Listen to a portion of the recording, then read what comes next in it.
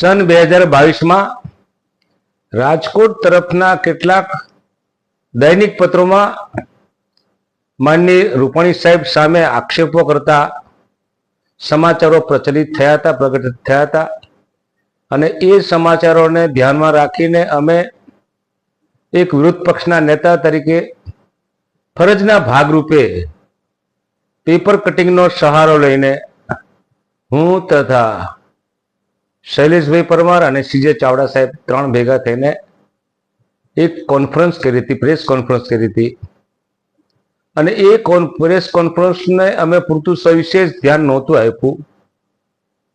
અમે એ સાચી છે કે ખોટી છે માહિતી પૂરી એકત્ર નહોતી કરી અને ઉતાવળથી પ્રેસ કોન્ફરન્સ થઈ ગઈ હતી. મને લાગે છે તે વખતે અમારી પણ થોડીક ભૂલ થઈ ગઈ હતી. આ બાબતમાં રૂપાણી સાહેબને કંઈક ખોટું લાગ્યું હતું અને અમારી સામે ડેફર્મેશનનો દાવો માંડ્યો હતો. સમય જતા લાંબો સમય થયો અને એક દિવસે રૂપાણી સાહેબ અમને મળી ગયા. તો અમે કીધું કે સાહેબ આ કેસમાં કંઈ છે નહીં, અમે જાણીએ છીએ પણ અમે તો નાના માણસો હશો, તમે આ બાબતના કાયદા તમારી પાસે વકીલો હશે, આમાં લાંબુ ચાલશે, તમારે લાંબુ ચાલશે ને અમારે લાંબુ ચાલશે, માફ કરી દો. હવે અમારી ભૂલ થઈ ગઈ એવું માનીએ છીએ, અમે સ્વીકારીએ છીએ કે અમારી પૂરતી ચકાસણી કર્યા વગર કોઈને સામે આક્ષેપ કરવો એ અમારી પણ ભૂલ હતી.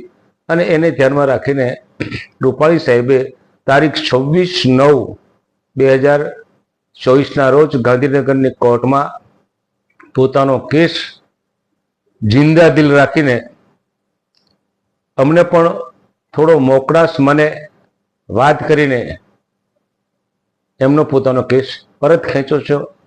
બંને પાર્ટીએ સુખદ સમાધાન થયું હતું, એનો મને આનંદ છે. આજે મેં કંઈક સાંભળ્યું કે એમના સમાચાર ટીવી માધ્યમ પર ચાલી રહ્યા છે, ત્યારે બંને પક્ષે સુખદ સમાધાન થયું હતું, ત્યારે હવે એમાં વધુ ઊંડા ઉતરવા જેવું કે મને લાગતું નથી.